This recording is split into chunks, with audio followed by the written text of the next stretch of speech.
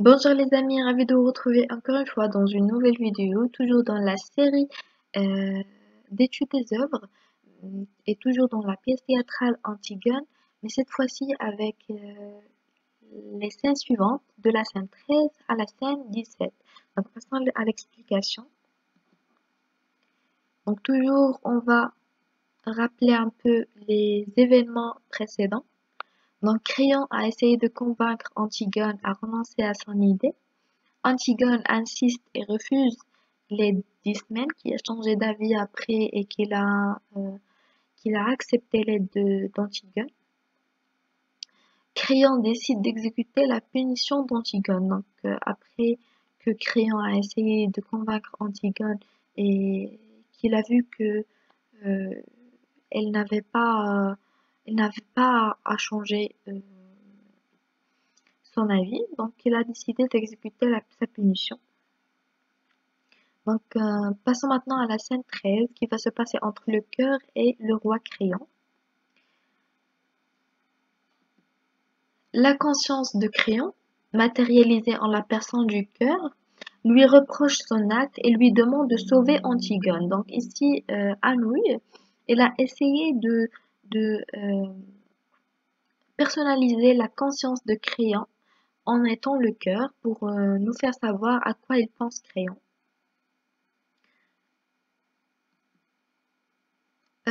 Passons maintenant à la scène 14. Donc, Aimant, le fils de Créon, et le fiancé d'Antigone, il va rejoindre euh, la scène. Donc, Aimant arrive en courant parce euh,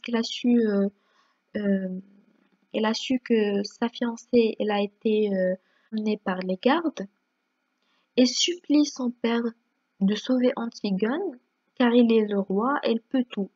Donc, Aimant a essayé euh, d'utiliser sa liaison avec son père qui est le roi et essayer de sauver sa fiancée.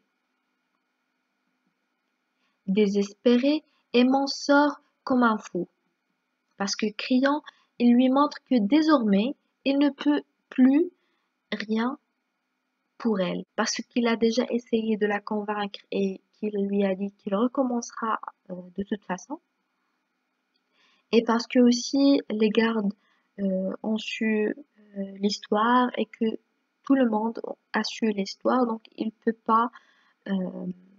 il peut pas reculer, il peut pas renoncer. Donc Emma, il va sortir comme un fou, désespéré. Passons maintenant à la scène 15.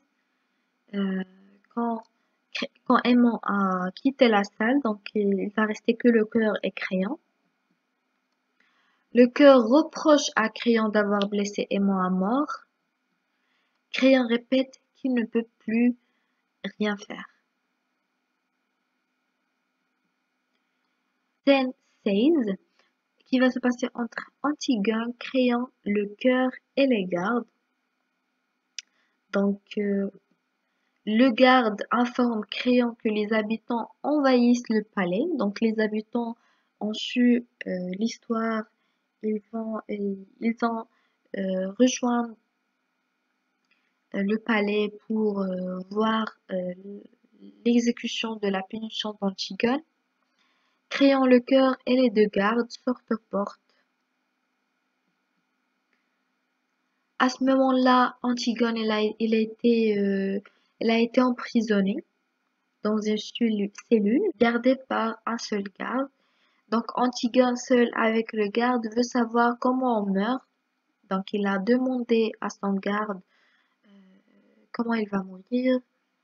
Le garde évite de répondre, préférant parler de sa condition de garde et de ses soucis.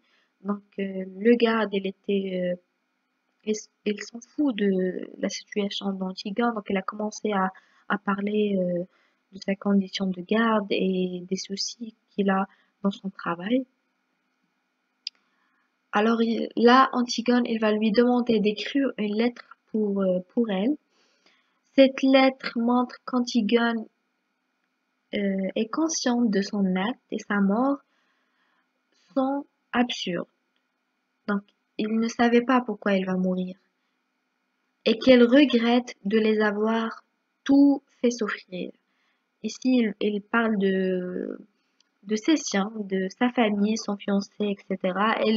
Il dit que pour elle, il n'a rien fait, il ne mérite pas la mort et qu'il aimait que les choses sont passées autrement pour ne pas faire souffrir sa famille.